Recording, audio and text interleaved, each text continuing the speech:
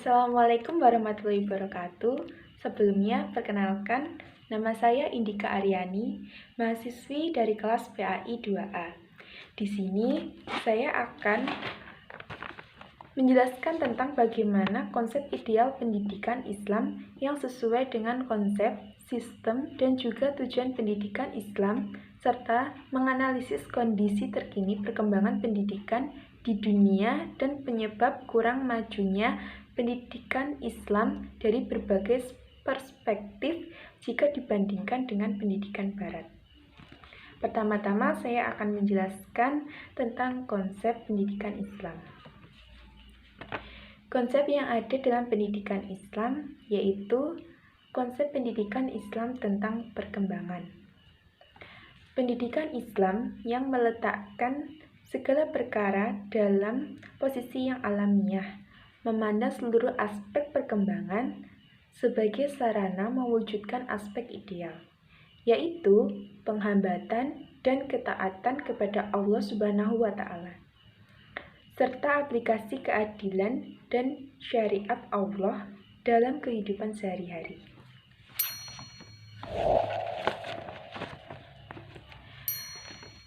Jadi dapat kita simpulkan bahwa pendidikan Islam itu mencakup pemeliharaan seluruh aspek perkembangan, baik itu internal, spiritual, intelektual, perilaku sosial, dan apresiasi.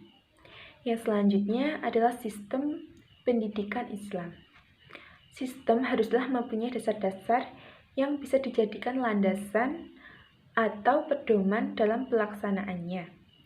Begitu juga dengan pendidikan Islam yang pastinya mempunyai dasar atau tempat berpijak untuk melaksanakan sistemnya. Pendidikan Islam adalah sebuah sistem yang dibangun atas dasar-dasar yang kokoh. Dasar-dasar pendidikan Islam secara umum dibagi menjadi 5 dasar pokok.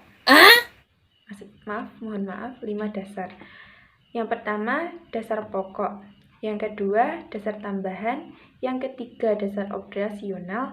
Yang keempat, dasar yuridis. Dan yang terakhir, dasar konstitusional. Dasar pokok Al-Quran. Mohon maaf. Dasar pokok ialah berupa Al-Quran dan As-Sunnah. Dan dasar tambahan yaitu berupa perkataan dan perbuatan serta sikap para sahabat, ijtihad, marsalah-marsalah, dan uruf. Sedangkan dasar operasional meliputi dasar historis, sosial, ekonomi, politik, psikologis, dan fisiologis. Dasar yuridis pendidikan Islam di Indonesia khususnya adalah Pancasila. Dan dasar konstitusional pendidikan Islam khususnya di Indonesia adalah Undang-Undang 1945. Kemudian tujuan pendidikan Islam. Tujuan pendidikan Islam adalah membina kesadaran atas dasar diri manusia itu sendiri dan atas sistem Islami. Tujuan pendidikan Islam berupaya membentuk akidah atau keimanan yang mendalam, menumbuhkan dasar-dasar akhlak yang karimah melalui jalan agamis yang diturunkan untuk mendidik jiwa-jiwa manusia serta menegakkan akhlak yang akan mengakibatkan pada perbuatan terpuji.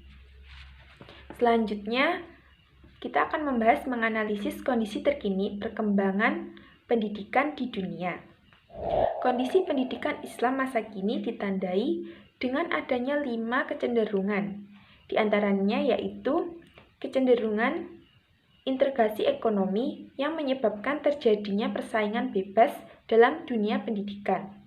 Selanjutnya, kecenderungan fragmentasi yang menyebabkan terjadinya peningkatan tuntutan dan harapan dari masyarakat.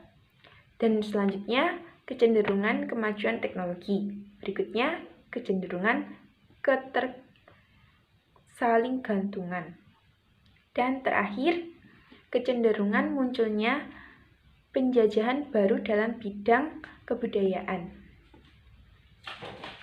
Lalu yang pada poin ketiga, kita akan membahas analisis kondisi terkini perkembangan pendidikan Islam di dunia yang ternyata pada tataran implementasi tidak seideal dengan apa yang ada pada tataran konsep. Problematika yang dihadapi pendidikan Islam masa kini diantaranya adalah hancurnya pilar-pilar pendidikan karakter, atau bisa dibilang karakternya bisa hilang ya. Eksistensi lembaga pendidikan Islam seperti pesantren dan madrasah yang harus bisa mengembangkan kurikulumnya agar sesuai dengan tuntutan zaman dan lain sebagainya.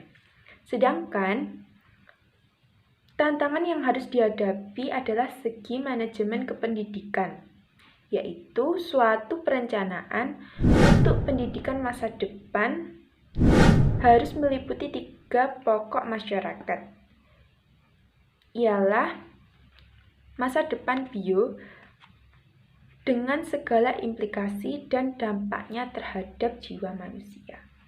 Dan tantangan secara khusus yang ditunjukkan kepada pesantren adalah bagaimana upaya dalam menghadapi kemajuan iptek, budaya barat, dan tuduhan miring yang dilontarkan kepada pondok pesantren. Dan terakhir kita akan membahas analisa penyebab kurang majunya pendidikan Islam dari berbagai perspektif jika dibandingkan dengan pendidikan barat. Dalam menjawab problematika dan tantangan yang dihadapi pendidikan Islam, maka ada beberapa solusi alternatif yang bisa dilakukan. Antara lain, paradigma baru. Pendidikan Islam harus didasarkan pada filsafat teosentris dan antroposentris sekaligus. Pendidikan Islam mampu membangun kurikulum dan kemajuan pendidikan yang integratif, antara lain nilai spiritual, moral, dan material bagi kehidupan manusia.